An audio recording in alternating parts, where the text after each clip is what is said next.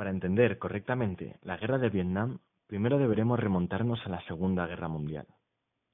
Durante la Segunda Guerra Mundial, el Imperio japonés se expandió por el Océano Pacífico, llegando a controlar amplios territorios en China, Manchuria, la península de Corea, las islas indonesas y los territorios que a día de hoy ocupan los países de Myanmar, Camboya, Laos y Vietnam. En marzo de 1945, los japoneses concedieron la independencia al Estado de Vietnam, pero unos meses más tarde, el gobierno de Japón perdió la Segunda Guerra Mundial. Se estableció entonces en Vietnam un gobierno provisional revolucionario presidido por Ho Chi Minh. Sin embargo, los franceses no lo admitieron y estaban dispuestos a volver a la situación colonial de la preguerra. Contra los franceses se alzó un movimiento nacionalista conocido como el Viet Minh. Desde 1949 contaron con el apoyo de los comunistas chinos y llegaron a dominar 3/4 partes del país.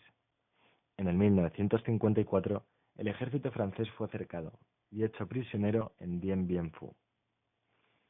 En la Conferencia de París de ese año se decidió dividir el país por el paralelo 17, quedando el país dividido en el Vietnam del Norte y el Vietnam del Sur.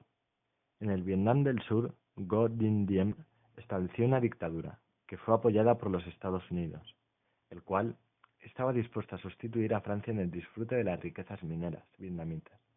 Y fue así como, bajo la presidencia de Kennedy, se enviaron los primeros consejeros. Vietnam había quedado dividido en norte y sur. En el contexto de la Guerra Fría, la parte norte pertenecería al bloque comunista, mientras que el sur al capitalista.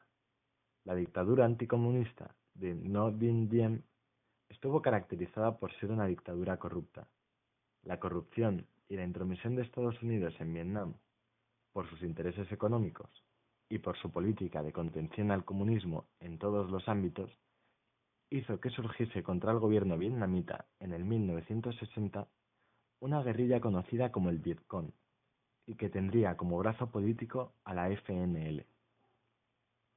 La intervención norteamericana había comenzado en tiempos de Kennedy, pero fue Johnson quien intensificó la presencia americana en el país y metió a Estados Unidos en el atolladero en el 1964.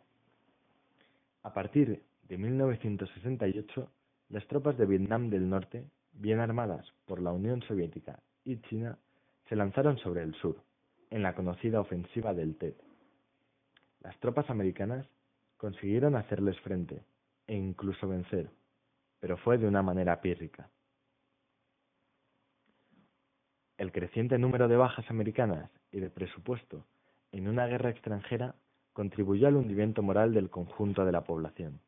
La guerra se hizo cada vez más impopular en Estados Unidos y se realizaron manifestaciones contra la guerra por todo el país.